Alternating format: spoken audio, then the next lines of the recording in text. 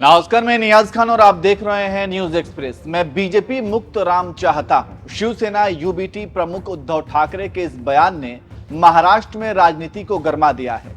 उद्धव ने बीजेपी के कथित हिंदुत्व की पोल पट्टी भी खोलकर रख दी है।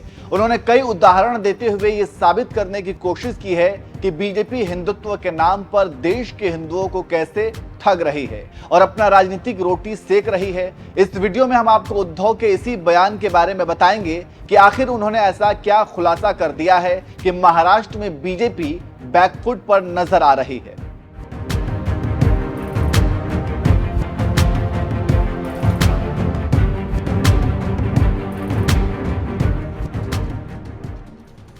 कहते हैं कि अहंकार जब रावण का नहीं टिका तो फिर क्या ही किसी का टिकेगा। दरअसल अहंकार इंसान को अंधा बना देता है और जब अहंकार हमारे सिर चढ़कर बोलने लगे तो फिर आंख होते हुए भी हम देख नहीं पाते, दिमाग होते हुए भी हम सोच नहीं पाते और कान होते हुए भी हम सुन नहीं पाते। वहीं जब अहंकार टूटता है तब हमारी अक्ल ठिकाने आती है और पता चलता है कि हम किस मुगालते में जी रहे थे। बीजेपी के साथ फिलहाल कुछ ऐसा ही हुआ है। 4 जून के नतीजों ने बीजेपी की आंखों पर अहंकार का बंधा पट्टी खोल दिया है और जनता ने दिखाया है कि लोकतंत्र में जनता ही सब कुछ है। अगर किसी को आसमान पर पहुंचा सकती है तो जमीन पर पटक भी सकती है। इक्का दुक्का छोड़कर हर स्टेट में बीजेपी की हालत खराब है और खासकर महाराष्ट्र की बात की जाए तो महाराष्ट्र में इस बार बीजेपी की चालबाजी और धोखेबाजी का वहां की जनता ने अच्छे से जवाब दिया है। आपको पता ही होगा कि शिवसेना के उद्धव ठाकरे की सरकार को कैसे वहां गिराया गया था, किस तरह से उनके विधायकों को तोड़ा गया था और फिर शिंदे को सीएम बनाया गया और फडणवीस डिप्टी सीएम बन गए।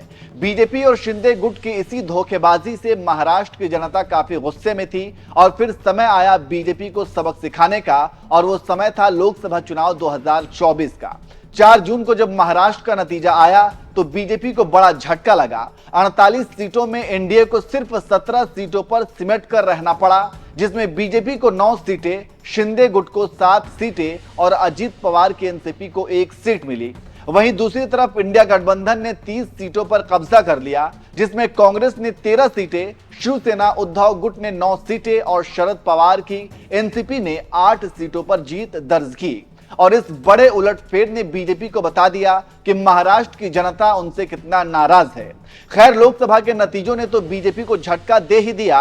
अब बारी महाराष्ट्र विधानसभा की है और बीजेपी डरी हुई है। इसी बीच उद्धव ठाकरे भी फुल एक्शन मोड में हैं और बीजेपी के कथित हिंदुत्व की भी पोल पट्टी खोल रहे हैं। उद्धव ठाकरे ने कहा है कि अयोध्या में भी एक आदर्श घोटाला हुआ है। इस घोटाले में कौन शामिल है? हमने मंदिर बनाने के लिए अपना खून दिया, किस लिए? शंकराचार्य मेरे घर आए थे, उन्होंने कहा कि हिंदू पीठ में छुरा नहीं मार सकते।